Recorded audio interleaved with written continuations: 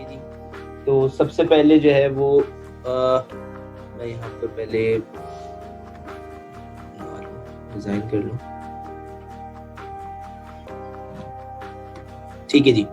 तो ये मेरे पास सर्वर है। बेसिकली सर्वर क्या होता है, सर्वर पे जो है हम लोग अपनी वेबसाइट्स वगैरह रखते हैं। क्यों रखते हैं? इसलिए क्योंकि उस पे पोर्ट फॉरवर्डिंग्स वगैरह और इनकमिंग और आउटगोइंग कनेक्शंस दोनों जो है वो एप्लीकेबल होते हैं, यानी कि दोनों कनेक्शंस आ जा सकते हैं।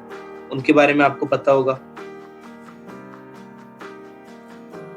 जी बिल्कुल, काम है सर। ठीक है, तो वो कनेक्शंस ओपन होते हैं, वो आ सकते हैं। लेकिन क्लाइंट साइड पे जो है वो कनेक्शन यानी कि आउटगोइंग कनेक्शन तो होता है, यानी कि नहीं, रिक्वेस्ट जाती है, रिजल्ट आता है। रिक्वेस्ट जा सकती है यानी कि आउटगोइंग कनेक्शन जा सकता है, और यानी कि आ नहीं सकता, उसमें रिजल्ट वापस आता है। ठीक है, तो मेरे पास एक मेरी साइट है, ये मेरा पीसी है, मेरे पास एक मेरी साइट है mysite.com, और मैंने सर्वर पे एक स्पेस परचेज किया जिसको हम सी पैनल का नाम देते हैं, और वहां पर जाके मैंने अपनी वेबसाइट जो है वो रख दी। उस वेबसाइट को रखने के बाद अब डीएनएस क्या करता है, डीएनएस को सब पीसीज की आईपीज पता होती है कि कौन से पीसी पे क्या चीज रखी हुई है। आईपी एड्रेस हर पीसी का यूनिक होता है और उसको वो पता होता है। ठीक है, मैंने अपने फ्रेंड को कहा कि भाई मेरी वेबसाइट है mysite.com, वो जाके व्यू करो। यहाँ से ये व्यू करेगा, एक आईपी जनरेट होगी जिसमें जो है रिक्वेस्ट जाएगी कि भाई ये पीसी mysite.com जो है वो कॉल करना चाह रहा है। तो यहाँ पर ये डीएनएस क्या करता है, डीएनएस बेसिकली एक नेविगेटर है जो वन टाइम आपको बता देता है कि भाई इस आईपी पे ये चीज रखी हुई है। तो ये आईपी इसको पता है और इसने उठा के इसको दे दी। जब ये इसको दे देगा तो ये कनेक्शन जो है वो डायरेक्टली हो जाएगा, यानी कि अब डीएनएस बीच में नहीं आएगा और ये आपस में कनेक्शन हो जाएगा। यहाँ से रिक्वेस्ट जाएगी, यहाँ से रिजल्ट वापस आएगा। अब मेरी जो वेबसाइट है वो इन लैंग्वेजेस पे बेस्ड करती है। अब ये जो 4 लैंग्वेजेस हैं, ये 4 लैंग्वेजेस हैं क्लाइंट साइड लैंग्वेज, और ये जो लैंग्वेज है ये सर्वर साइड लैंग्वेज है। क्यों? इसलिए कि ये वेबसाइट जो है वो मेरे पास बनी हुई है इन 5 लैंग्वेजेस पे, और ये कहाँ रखी हुई है, इस सर्वर पे मेरे पास मौजूद है ये वेबसाइट। ठीक है, इस सर्वर पे मौजूद है। जब मैं इसको कॉल करूंगा तो क्या होगा, ये 4 लैंग्वेजेस, ये चारों की चारों लैंग्वेजेस जो कि सर्वर पे मौजूद हैं, ये उठ के क्लाइंट में आ जाएंगी विद देयर कोड, और यहीं पे ये जो लैंग्वेजेस हैं यहीं पे ये एग्जीक्यूट होंगी और यहीं पे रिजल्ट देंगी। ठीक है, लेकिन पीएचपी क्या करेगी, पीएचपी एग्जीक्यूट सर्वर पे होगी और रिजल्ट क्लाइंट पे देगी, यानी कि उसका कोड जो है वो क्लाइंट में नहीं आएगा। क्लाइंट में कोड नहीं आएगा तो कोड को कॉपी नहीं किया जा सकता, वो कोड को बीच से कहीं से उसकी जो है वो मिरर नहीं बनाया जा सकता। तो पीएचपी इस वजह से सिक्योर है और इसी वजह से इसको सर्वर साइड स्क्रिप्टिंग लैंग्वेज कहा जाता है। यहाँ तक क्लियर? कुछ क्वेश्चन पूछना है? नहीं सर। ठीक है, आता है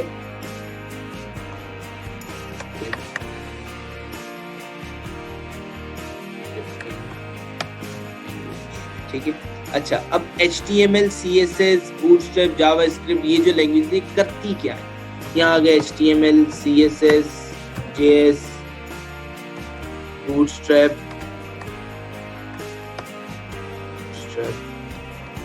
JS, और यहाँ पर आ गई ये है PHP। ठीक है, अब ये जो HTML है, HTML मेरे पास जो है वो व्यू बनाता है। ठीक है, यानी कि किसी भी चीज को व्यू करने के लिए यूज होता है। CSS मेरे पास स्टाइलिंग के लिए यूज होती है। बूटस्ट्रैप मेरे पास रिस्पॉन्सिवनेस के लिए यूज होता है। अब बूटस्ट्रैप जो है, रिस्पॉन्सिवनेस क्या है?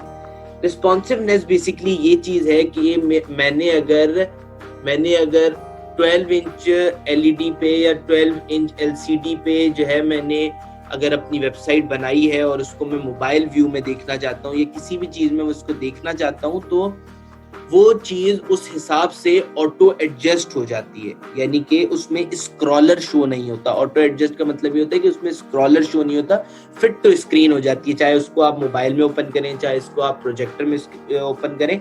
तो बूटस्ट्रैप मेरे पास रिस्पॉन्सिवनेस के लिए यूज होती है। जावास्क्रिप्ट क्या है? जावास्क्रिप्ट मेरे पास लॉजिक्स है। ठीक है, और PHP जो है वो भी मेरे पास लॉजिक का काम करती है। जो कि स्क्रिप्टिंग है। इसको मैं एक आसान वर्ड्स में, आसान एग्जांपल में स्टूडेंट्स को समझाता हूँ जो उनको याद रह जाता है।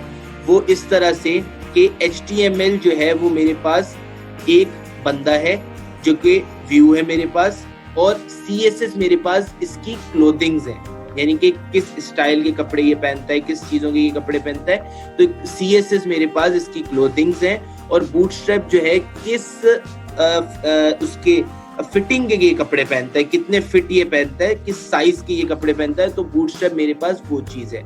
और जावास्क्रिप्ट मेरे पास क्या है, इसका ब्रेन है, यानी कि इसको जो चीज पता चलेगी वो चीज ये करेगा, यानी कि ये इसका ब्रेन है। ठीक है, यहां तक कोई इशू, कोई चीज समझ ना आई हो तो आप समझ सकते हैं। नहीं सर, तो सिर्फ दो लैंग्वेजेस जो नहीं है, एक तो क्या C++ CSS सेम चीज है, और दूसरी पाइथन। ठीक है, अब आते हैं पाइथन पे। पाइथन बेसिकली जिस तरह से हमारे पास PHP वर्क कर रही है, इसी तरह से हमारे पास पाइथन है, same as it is Python है। लेकिन पाइथन के अंदर क्या चीज है, पाइथन के अंदर है कि पाइथन का सिंटैक्स बहुत आसान है। पाइथन का सिंटैक्स बेस्ड करता है इंग्लिश लैंग्वेज पे। दूसरी चीज, क्या चीज चेंज है, पाइथन यूज करता है इंटरप्रेटर। इंटरप्रेटर क्या करता है, इंटरप्रेटर हमारे पास रन टाइम पर ही रिजल्ट देता है, यानी कि उसी वक्त वो उस रिजल्ट को, यानी कि जो चीज हम उसे क्वेश्चन अगर देते हैं तो उसी वक्त वो रिजल्ट दे देता है। और बाकी जो लैंग्वेजेस हैं वो कंपाइलर यूज करती हैं। कंपाइलर क्या करता है, कंपाइलर पहले आपको कंपाइल करता है, उसके बाद रिजल्ट देता है किसी और स्क्रीन पे। लेकिन इंटरप्रेटर उसी टाइम उसी स्क्रीन पे आपको रिजल्ट दे सकता है। ये पाइथन के अंदर होता है। पाइथन का सिंटैक्स बहुत आसान है, इंग्लिश लैंग्वेज पे बेस्ड करता है। और इसके अलावा पाइथन में कोई जो है वो स्टेटमेंट टर्मिनेटर्स वगैरह यूज नहीं होते। तो इस वजह से भी पाइथन का कोड बहुत आसान है। और पाइथन मल्टीपल जो है वो प्लेटफॉर्म्स पे चल रही है, जैसे कि मशीन लर्निंग में पाइथन है, इसके अलावा डेटा एनालिसिस में पाइथन यूज हो रही है, इसके अलावा पाइथन रोबोटिक्स में यूज हो रही है। तो इसी तरह से वेब में यूज हो रही है, डेस्कटॉप एप्लीकेशंस में यूज हो रही है। तो पाइथन काफी चीजों में यूज हो रही है, इस वजह से पाइथन ऊपर जाती जा रही है। और C++ जो है, C++ बेसिकली हमारे पास डेस्कटॉप एप्लीकेशंस की फील्ड में आता है, जिसपे हम लोग डेस्कटॉप एप्लीकेशंस डिजाइन करते हैं। इन पे हम वेब डिजाइन करते हैं। पाइथन में एक छोटा सा हमारा डेस्कटॉप का भी सेक्शन है, यानी कि पाइथन में हम डेस्कटॉप एप्लीकेशन भी यूज कर सकते हैं, लेकिन पाइथन वेब के लिए भी यूज होती है। तो अभी मैं आपको वेब के बारे में बता रहा हूँ। ठीक है, वेब पे क्या क्या चीजें होती हैं। जब हम डेस्कटॉप एप्लीकेशन पे चलेंगे, फिर उसके बाद में उसमें आपको मैं C++ और इन चीजों के बारे में बताऊंगा। ठीक है, यहाँ तक क्लियर है? कोई चीज समझ नहीं आई तो आप मुझसे पूछ सकते हैं, मैं आपको अगेन एक्सप्लेन कर दूंगा। सिर्फ वो जो कॉन्सेप्ट आपने कंपाइलर और इंटरप्रेटर, वर्ड यूज, इंटरप्रेटर, तो इंटरप्रेटर तो मुझे समझ आ गई कि इंटरप्रेटर रन टाइम पे रिजल्ट देते हैं। हाँ, रन टाइम पे उसको एंटर, लेकिन सॉरी इसमें डिफरेंट दोबारा एक्सप्लेन कीजिएगा प्लीज। कंपाइलर जो है वो आपसे पहले आप उसको कोडिंग्स वगैरह आप करते हैं, कोड करने के बाद वो उस कोड को कंपाइल करता है, यानी कि उस कोड को आप चेक करते हैं कि भाई इसमें कोई एरर तो नहीं है। एक ऑप्शन होता है जिसमें आप चेक करते हैं कि इसमें कोई एरर तो नहीं है, उसके बाद वो रिजल्ट आप प्रिंट कराते हैं। लेकिन पाइथन में वो डायरेक्टली रन टाइम पर ही, यानी कि उसी इन्वायरमेंट के अंदर ही आपको रिजल्ट प्रोवाइड कर देता है, लेकिन कंपाइलर उस इन्वायरमेंट के अंदर आपको रिजल्ट प्रोवाइड नहीं करता। और ये सारे लैंग्वेजेस में कंपाइलर और इंटरप्रेटर होता है या नहीं, पाइथन में इंटरप्रेटर है, बाकी सब में कंपाइलर है। बाकी सब में कंपाइलर है, पाइथन में इंटरप्रेटर, तो बाकी सब में वो कंपाइलर ही कंपाइल करके उसका रिजल्ट भी देगा या जी कंपाइलर ही कंपाइल करके रिजल्ट देगा। कंपाइलर ही कंपाइल करके रिजल्ट देगा। ठीक है, अच्छा, तो ये चीजें आपको क्लियर हो चुकी हैं।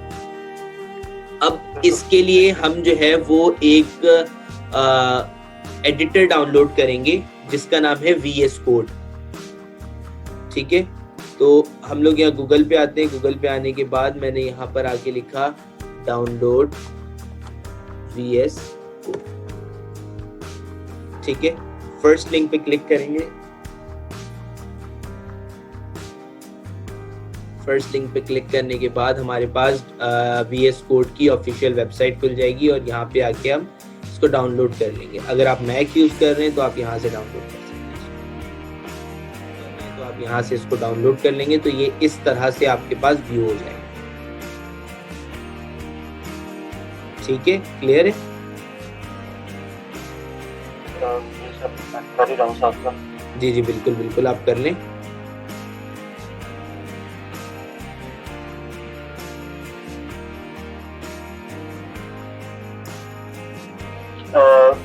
जब मैं डाउनलोड कर रहा हूँ तो मुझे कह रहा है सिलेक्ट एडिशनल टास्क, इसमें कुछ मैं वो मुझे कह रहा है कि सिलेक्ट करना add open with code action to Windows Explorer file content में। ये 2-3 टास्क दे रहा है, तो सिलेक्ट करना है या छोड़ना है? आप अपनी स्क्रीन शेयर कर सकते हैं? जी जी बिल्कुल, आप स्क्रीन शेयर करें।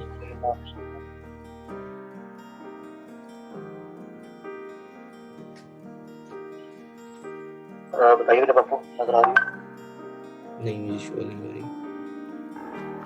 नहीं हो रही, सॉरी।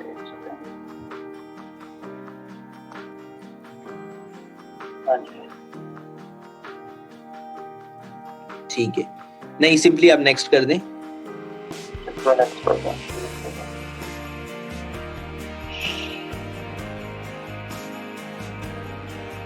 मैंने उसको फाइल शाम किया हुआ था, लेकिन वो बहुत टाइम लेता है ओपन होने में, पता नहीं क्यों, लेकिन शायद ये ज़्यादा बेटर हो विजुअल स्टूडियो।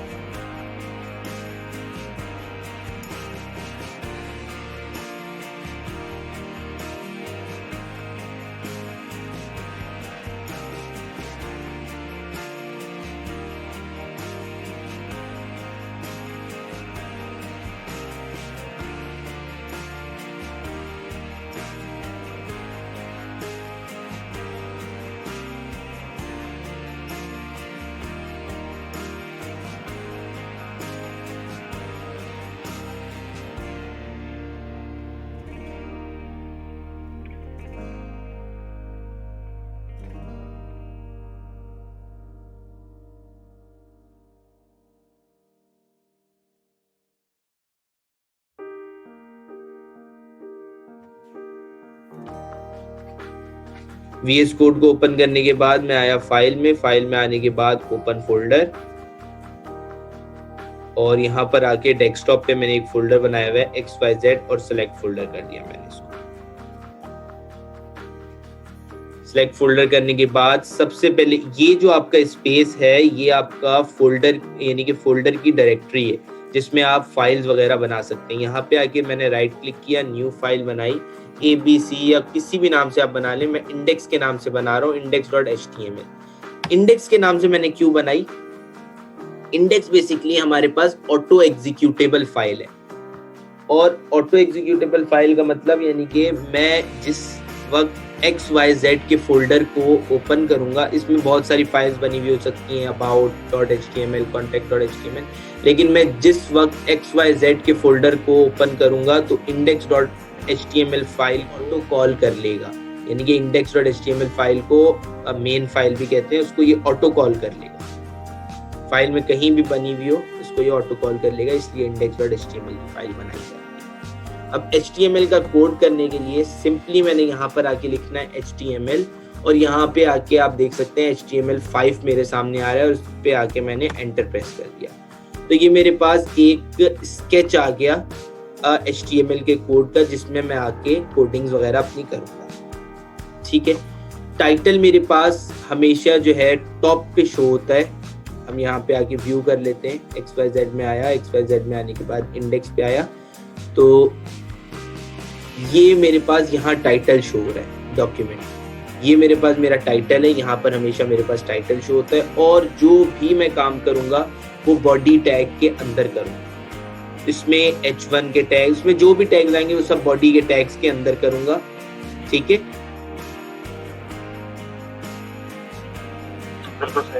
इसके बाद मैंने यहाँ पर आके H1 का टैग लिखा जो कि हेडिंग का टैग है मेरे पास, मैंने H1 लिखा और यहाँ पर आके मैंने लिख दिया वेलकम। ठीक है। वेलकम लिखने के बाद मैं यहाँ आया, यहाँ आके रिफ्रेश किया तो मेरे पास वेलकम लिखा हुआ आ गया। इसके बाद मेरे पास H1 से लेके H6 तक मेरे पास टैग्स हैं। H1 से लेके H6 तक मेरे पास टैग्स हैं। जैसे जैसे टैग बड़ा होता जाएगा वैसे वैसे उसकी साइजिंग जो है हेडिंग की वो स्मॉल होती जाएगी। H2 मैंने लिखा, यहाँ पर आके मैंने लिख दिया हेलो वर्ल्ड, ठीक है। उसके बाद मैंने आके लिखा H3,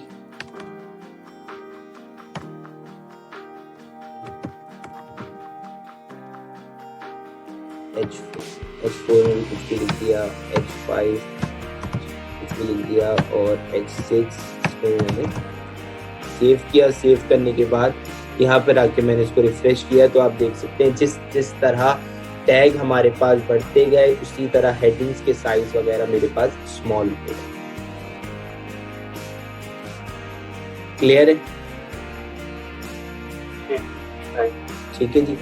अच्छा जी, इसके बाद मेरे पास टैग होता है पी फॉर पैराग्राफ। मैंने सिंपली पी लिखा, एंटर प्रेस किया और इसके बीच में आके मैं कुछ भी लिख सकता हूँ और ये मेरे पास पैराग्राफ का टैग है। और यहाँ पे आके मैंने इसको रिफ्रेश किया तो ये मेरे पास पैराग्राफ है। ठीक है, एक दो टैग और कराता हूँ, उसके बाद आप अपनी स्क्रीन शेयर कीजिएगा और आप कीजिएगा, मैं आपको चेक करूंगा। अगर आपको कोई एरर होगा तो मैं आपको उसको सॉल्व करूँगा। ठीक है, अच्छा जी, पी का टैग है। अब मुझे बीच में एक लाइन चाहिए जो कि मेरे पास पेज ब्रेक करे, तो लाइन मेरे पास HR के टैग से आती है। मैंने HR लगा दिया सिंपली एक, और उसके बाद ये मेरे पास एक ब्लैक लाइन आ गई जो कि मेरे पास पेज ब्रेक कर रही है। ठीक है जी, अच्छा जी। अगर यहाँ देखिए मैंने इसको लाइन ब्रेक कर दिया तो जाहिर सी बात है इसकी लाइन ब्रेक होनी चाहिए, तो लाइन ब्रेक यहाँ पे नहीं हो रही। लाइन ब्रेक करने के लिए BR का टैग मैं यूज करता हूँ। BR 2 दफा लगाया तो 2 दफा लाइन ब्रेक हो जाएगी, ब्रेक लाइन। ठीक है जी, अच्छा। अब आप अपनी स्क्रीन शेयर करें, आप प्रैक्टिस करें, मैं आपको जो है वो चेक करता हूँ।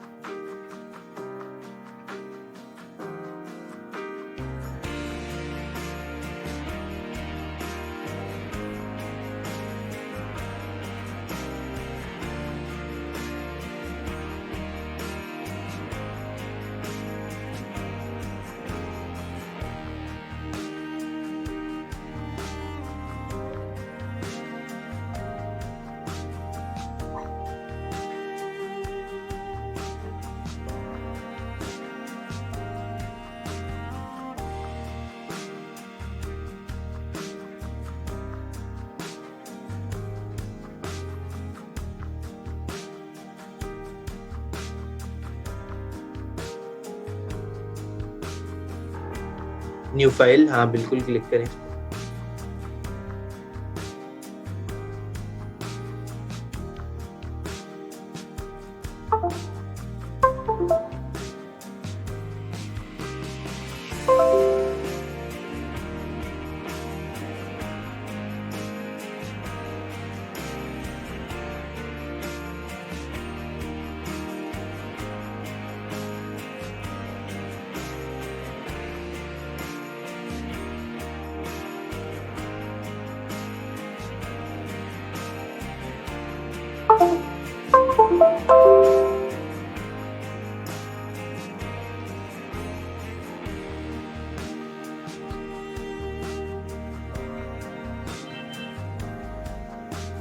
नहीं, H1 का टैग लगाना है आपने।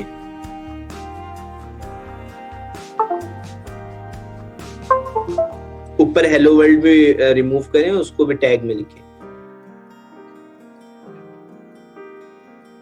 हाँ बिल्कुल, इस टैग के बीच में, बिल्कुल ठीक।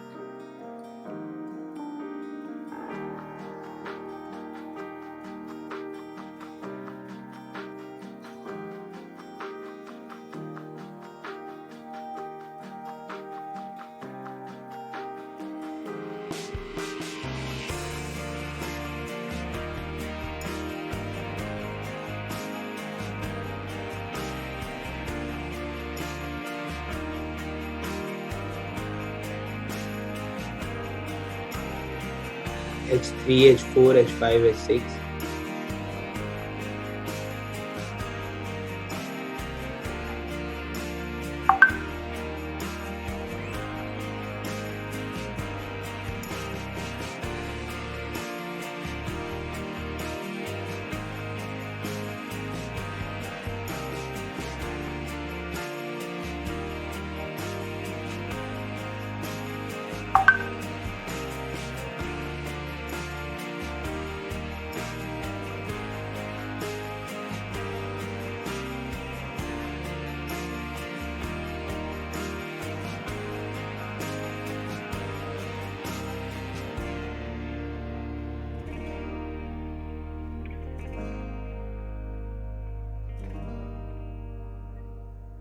सिर्फ पी का टैग आएगा, सिर्फ पी।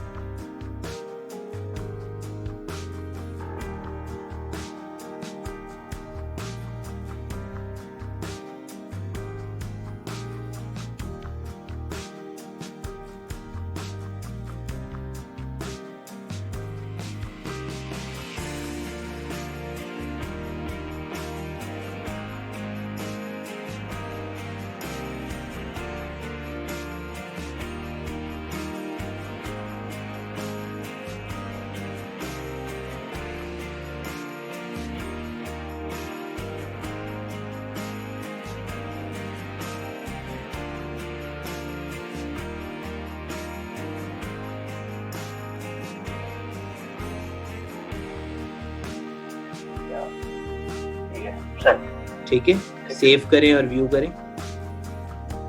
ठीक है, ठीक है। अच्छा जी, तो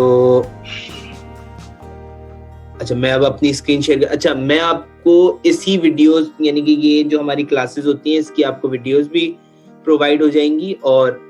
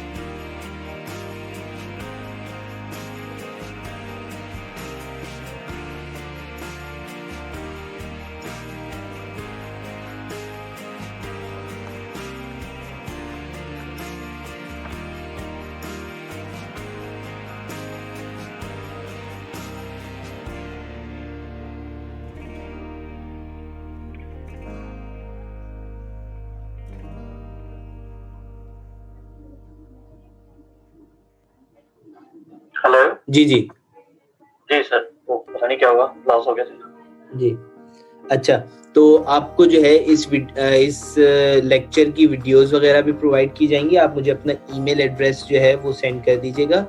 गूगल क्लासरूम पे आपको मैं ऐड कर दूंगा, आपकी क्लासरूम बना दूंगा, और आप की जो वीडियोस होंगी, आपकी जो फाइल्स वगैरह होंगी, हम लोग डेली बेसिस की जो काम वगैरह करेंगे मैं वहाँ पे अपलोड कर दूंगा, और वहाँ से आप डाउनलोड करके आप अपने लेक्चर्स वगैरह व्यू भी कर सकते हैं, और आपको असाइनमेंट्स वगैरह जो मिलेंगे वो भी वहीं पे मिलेंगे, और आपने वहीं पे सबमिट भी करानी होगी। ठीक है सर, मैंने ये ईमेल इधर ही शेयर कर दिया, आपको मिल गया होगा m201986@gmail.com। जी बिल्कुल ठीक है, ग्रुप में शेयर कर दिया आपने। सॉरी, ग्रुप में शेयर करना मैंने, वो टीम्स में मैं कर देता हूँ।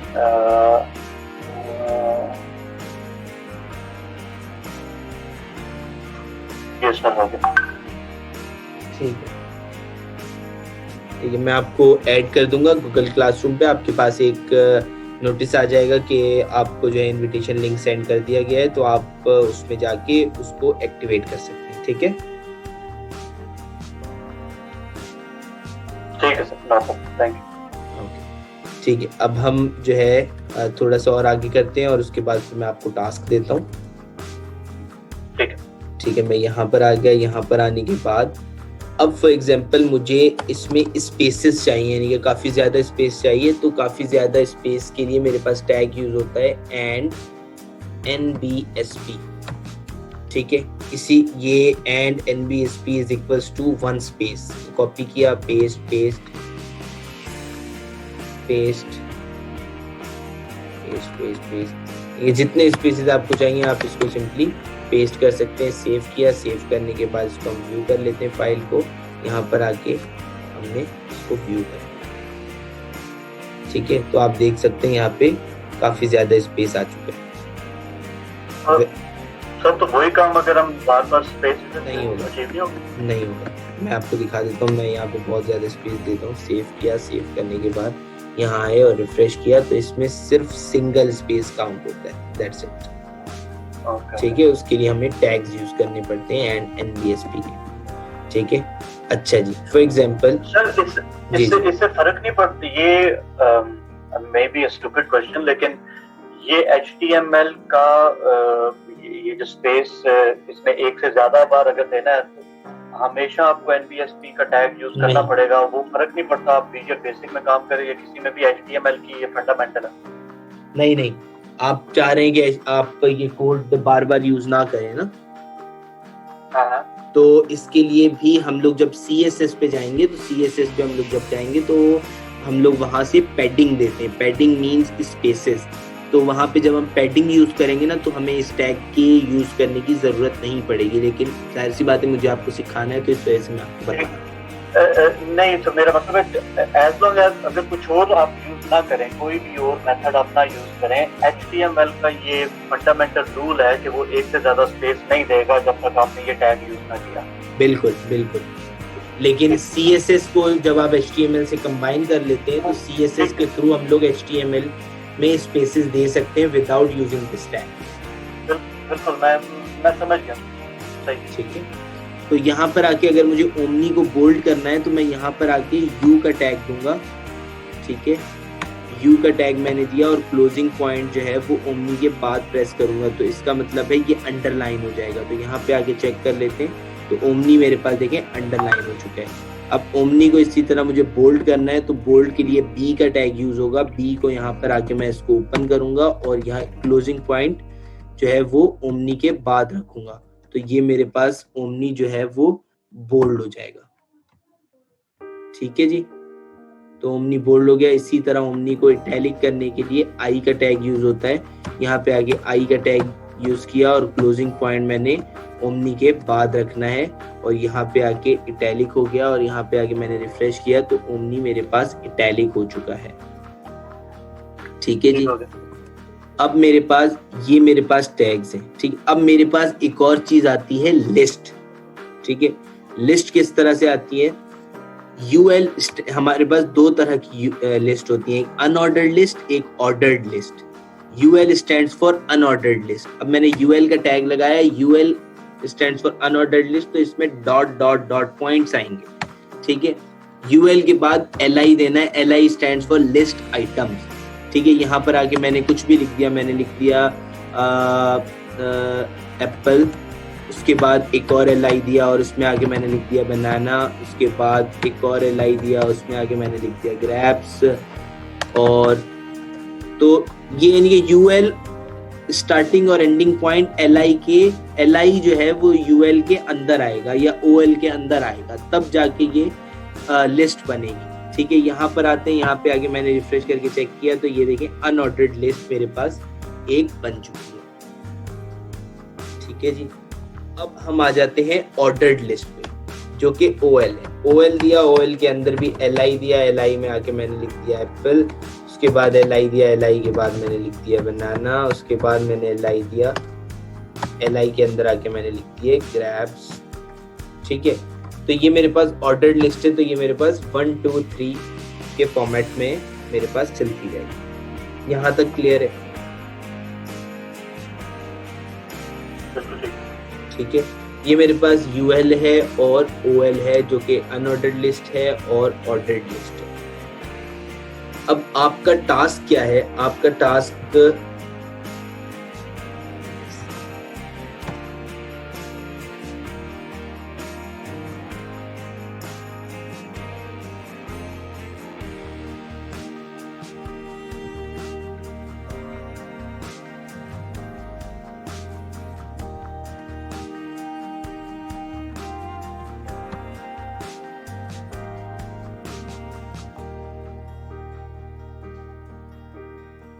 ये आपका एक वेब पेज है, ठीक है। इस पे आपने हेडिंग देनी है, हेडिंग 1, ठीक है। उसके बाद आपने एक शॉर्ट पैराग्राफ लिखना है, पैराग्राफ, ठीक है। उसके बाद फिर आपने हेडिंग देनी है और फिर आपने एक पैराग्राफ लिखना है जिसमें आपने अनऑर्डर्ड लिस्ट को यूज करना है। Paragraph using